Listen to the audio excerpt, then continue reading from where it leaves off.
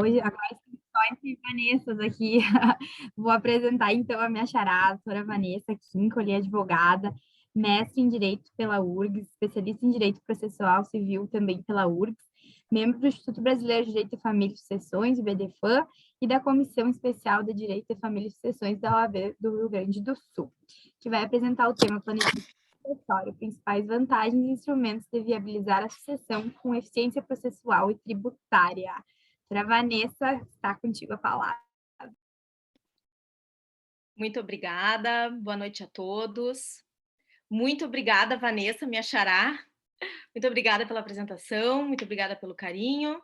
Professor Daniel, bom, muito obrigada também, né? Boa noite a todos. Então, é um momento de imenso prazer, né, para mim poder participar desse congresso com temas tão interessantes, né, repleto de temas interessantes, e colegas seletos, né, escolhidos, que participam do grupo que nós temos com o professor os Tarros, né, à frente, e que eu realmente recomendo a todos a participação. Os temas são sempre muito relevantes e promove um contínuo conhecimento e pesquisa de todos nós.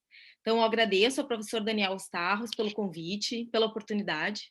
Agradeço também aos meus colegas que me antecederam e passo, então, à exposição do meu tema, né? Não quero tomar muito tempo de vocês, eu só queria fazer o compartilhamento da minha tela, que eu confesso que eu não... Ou tu clica ali no botão Share Screen verde embaixo, aí no meio, e já seleciona a janela aberta com os slides. Ou se tiver qualquer dificuldade, passa para nós no chat para a gente compartilhar. Perfeito, porque eu estou justamente porque eu estou com a minha tela aberta aqui da... Começou a ter o compartilhamento. Começou? Tá, perfeito. Então, vamos lá. Planejamento sucessório. Vantagens e instrumentos de viabilização da sucessão com eficácia processual e tributária.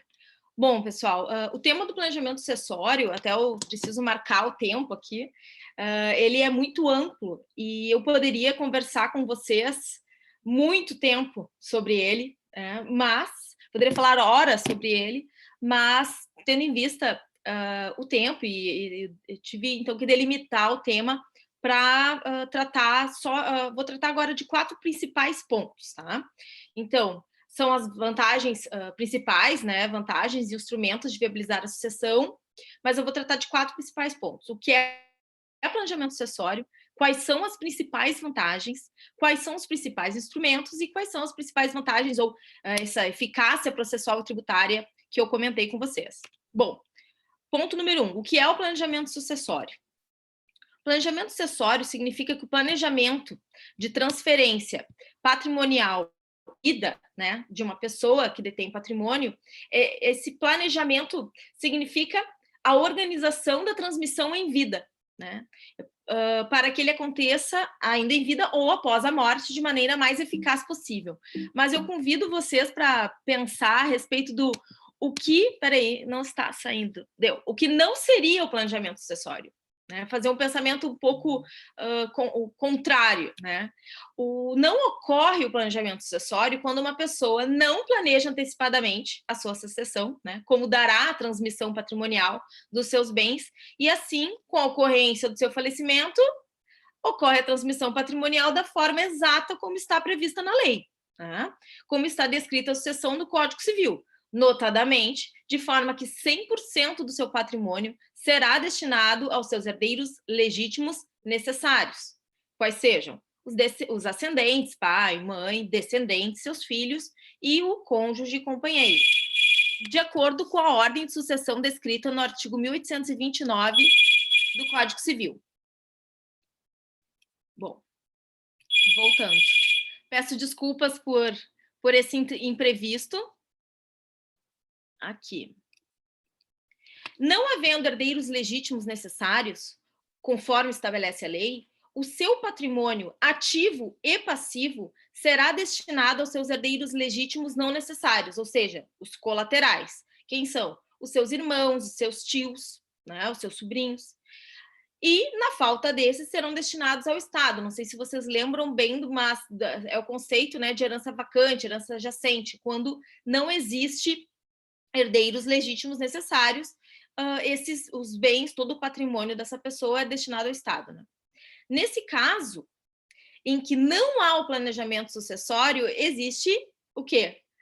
Como eu falei, a transmissão patrimonial, tal qual existe no Código Civil, e haverá a abertura do inventário, né? Seja ele judicial ou extrajudicial. Então, por isso é importante, tão importante o planejamento sucessório, porque por meio dele, o titular do patrimônio pode fazer a divisão dos seus bens e a organização de como ocorrerá a divisão dos seus bens para os seus herdeiros, tanto legítimos, quanto que estão na lei, legítimos porque vem da lei, quanto os herdeiros testamentários, que são aqueles que ele estipula no seu testamento.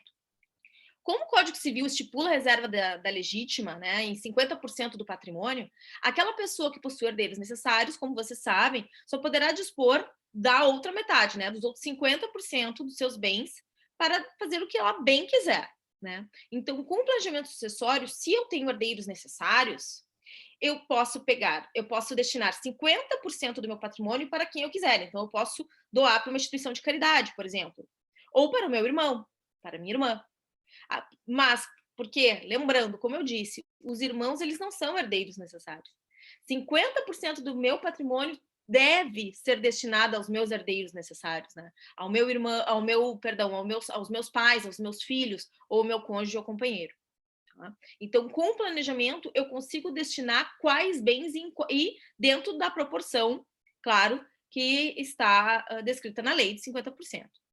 Já as pessoas que não possuem herdeiros necessários, né, e herdeiros legítimos necessários, podem se valer do planejamento sucessório a fim de que os seus bens não sejam destinados ao Estado. No caso de uma pessoa que não possui, além dos herdeiros necessários, ascendentes, descendentes e cônjuge, companheiro, essa pessoa não possui irmãos, não possui tios, né? Mas mesmo que essa pessoa possua tios, possua irmãos, possua sobrinhos, ela não precisa observar a legítima. Então, ela pode doar 100% do seu patrimônio. Como, por exemplo, alguma instituição de caridade ou um amigo mais próximo, por exemplo. Então, uma pessoa que possui herdeiros necessários, mas que é muito ligada ao seu irmão, o que ela pode fazer com o seu por meio de um planejamento sucessório? Ela poderá beneficiar o seu irmão também. Caso contrário, se ela não prever, se ela não fizer a previsão da passagem, por exemplo, de uma casa para esse irmão, desde que esteja no 50% disponível, o seu irmão, quando ela falecer, ele não vai receber nada, porque quem vai receber o patrimônio em totalidade são os seus herdeiros necessários. Bom, já falei rapidamente o que é o planejamento sucessório, mas quais são as vantagens do planejamento sucessório? Bom, são várias, mas eu enumerei algumas aqui. Então, por exemplo, o próprio planejamento em si é uma grande vantagem, né? Porque possibilita que o autor da herança possa fazer a organização prévia, ele pode escolher, né, a forma de transmissão dos seus bens. Né? Então, quais são as vantagens, as principais vantagens? Então, poder beneficiar as pessoas certas. O que eu quero dizer com pessoas certas? Aquelas pessoas que eu realmente desejo que recebam a maior parte do meu patrimônio. Né? É poder reduzir impostos. É poder evitar o processo de inventário, sim, isso é possível, seja ele judicial ou extrajudicial, né? Então, essa é uma das vantagens processuais, já trazendo um pouco das vantagens processuais aqui para o início da palestra. É poder pagar antecipadamente os custos de inventário, se houver o inventário, né? Porque muitas vezes é possível evitá-lo, mas se não for possível, se, por exemplo, eu tenho filhos menores de idade, né? Eu posso pagar antecipadamente os custos desse inventário. Posso também custear o estudo dos meus filhos até a faculdade, posso proteger o meu cônjuge sobrevivente, posso proteger a empresa que eu sou sócio, né? Entre outras vantagens. Bom, entre elas também temos a diminuição do risco de conflito entre os herdeiros. Né? É uma grande vantagem, traz tranquilidade ao titular do patrimônio e conforto para os seus sucessores.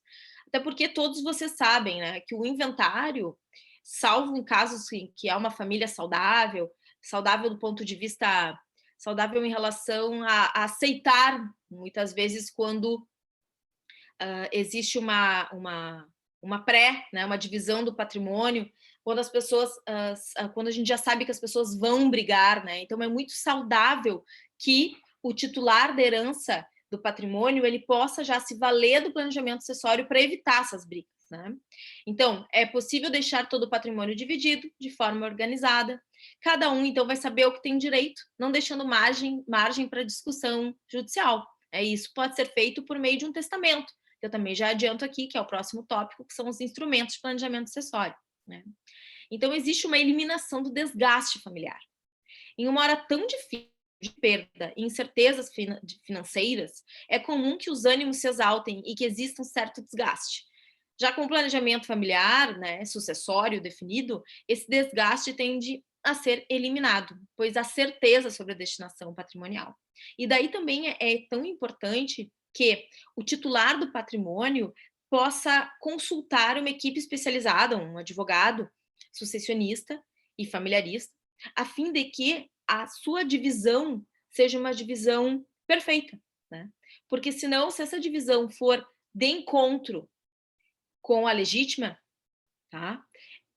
O que vai acontecer com a reserva da legítima? Ela será anulada, né? Então é necessário que isso seja feito, muito bem feito, né? Então, continuando, né?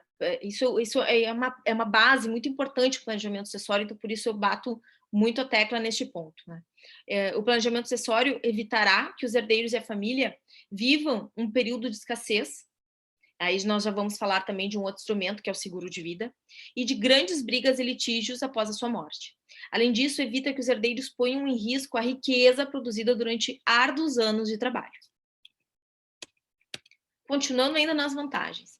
Proteção da família, né? Que está atuando em conjunto com a vantagem anterior. Né? Por quê? Porque existe uma redução do tempo de transferência do patrimônio aos herdeiros. Isso acontece porque a demanda judicial pode ser deixada de lado, assim como todo o patrimônio pode ser transferido aos sucessores de forma antecipada e de maneira amigável. Por isso existe essa proteção familiar. Além disso, né, como eu também já pincelei, mas agora falo com mais força, a liquidez sucessória. Por meio do planejamento sucessório, é possível a utilização de instrumentos que irão garantir essa liquidez sucessória para os familiares do falecido, o que se viabiliza por meio da contratação de um bom seguro de vida, por exemplo. Assim, caso a pessoa falecida seja o provedor da família, o seguro de vida poderá garantir o sustento da família por muito tempo, a depender da contratação. Então, por exemplo, se costuma muito falar dos seguros de vida em que há uma compra de patrimônio de R$1 milhão, vamos supor. Então, a pessoa verifica, tem que ser verificada a idade da pessoa, porque se a pessoa tem uma idade avançada não é possível, mas estão dando esse exemplo. Faz, então, uma compra, né, desse patrimônio de R$1 milhão, que a pessoa vai pagando ao longo da vida, e assim que ela falecer, os seus beneficiados, né, os seus beneficiários, irão poder resgatar esse seguro, esse valor desse seguro de vida, em aproximadamente 30 dias. Ele não passa pelo inventário e ele é isento de tributos. Sim, né, a pessoa não irá pagar imposto de transmissão causa-mortes sobre esse seguro, sobre esse valor, porque realmente ele tem caráter securitário e isso é completamente uníssono, né, na doutrina, na jurisprudência, porque está na lei, no Código Civil, que tem essa natureza, logo não ingressa no inventário e não incide ITCMD, Imposto de Transmissão Causa-Mortes e Doações. Ainda nas vantagens, nós temos redução dos custos a serem suportados pela família. Como o patrimônio pode ser transferido de forma antecipada para os herdeiros, como, por exemplo, doação, holding, né, é possível reduzir os custos provenientes do inventário judicial ou extrajudicial, justamente, né, porque existe uma diminuição dos bens a serem inventariados, né, podendo chegar a evitar o inventário, como eu já comentei com vocês, que seria um dos melhores cenários, evitar o inventário. Quando a transferência do patrimônio for total, haverá eliminação do inventário, e quando for parcial, diminui a quantidade de bens a serem inventariados. Logo, vai diminuir as custas, o tempo, os honorários advocatícios. Então, existe toda uma rede de vantagens que o patrimônio transmitido, né, antecipadamente, ou tenha sido planejada essa transmissão, né, pode conferir. Havendo inventário, então, como eu falei, existe a redução dos custos de inventário, dos custos de honorários, custos processuais, que alguns estados podem chegar até 100 mil reais, como, por exemplo, em São Paulo. Aqui no Rio Grande do Sul, o teto é de 40 mil, mas mesmo assim é um valor elevado, né? Custos de avaliação e vários outros que se acumulam ao longo do processo de inventário. Bom, passando então para o terceiro ponto, né? Quais são os principais instrumentos de planejamento sucessório? Bom, eu listei alguns aqui. Nós temos o testamento. O testamento, ele não irá conferir essa mesma... Aqui já passei todos para vocês darem uma olhada, mas seguindo um a um, o testamento ele não vai conferir uma vantagem tributária, né? Ou uma vantagem de evitar o inventário, mas ele poderá já delimitar para quem vai, né? A cada parcela do patrimônio, claro, sempre respeitando os herdeiros necessários, que eu já falei para vocês, né? Que são os ascendentes, os descendentes e o cônjuge ou companheiro, e respeitando também a legítima, né? De 50% do patrimônio, caso esses herdeiros necessários existam. Doação em vida. A doação em vida é extremamente importante, porque por meio dela é possível, por exemplo, evitar o inventário. Então, por exemplo, um pai e uma mãe, e uma família de um pai, uma mãe e um filho. Esses pais, eles podem fazer uma doação em vida dessa única casa, por exemplo, para o seu filho, com reserva de usufruto, né, usufruto vitalício. Então, essa casa será desse casal, né, do pai e da mãe, metade do pai, metade da mãe, durante toda a vida deles, e após a morte dos dois, né, haverá a extinção de usufruto. Então, por exemplo, se o pai morre primeiro, a mãe continua com o usufruto dela, né, e o filho só vai poder ter todo o direito de propriedade depois que a mãe dele falecer. Dessa forma, não existe a necessidade de inventário, porque já foi feita a doação em vida. Seguro de vida, como eu já comentei com vocês, é extremamente inteligente, né? É um instrumento extremamente inteligente, porque, vejamos, na doação em vida existe o pagamento do ITCMD, né? Na doação. Então, porque imposto de transmissão causa mortes, daí no caso não existe a causa mortes, mas existe a doação. Então, a alíquota no Rio Grande do Sul é um pouco menor, geralmente 3%, chegando a 4%. Já quando se fala em transmissão causa mortes, pode chegar a 6%. Né? Em São Paulo, por exemplo, a doação em vida ou a transmissão causa mortes está em 4%, a alíquota é a mesma, então depende de cada estado para a gente verificar bem quais são as vantagens, né, tributárias. Mas o seguro de vida, como eu já falei para vocês, sobre ele não recai imposto.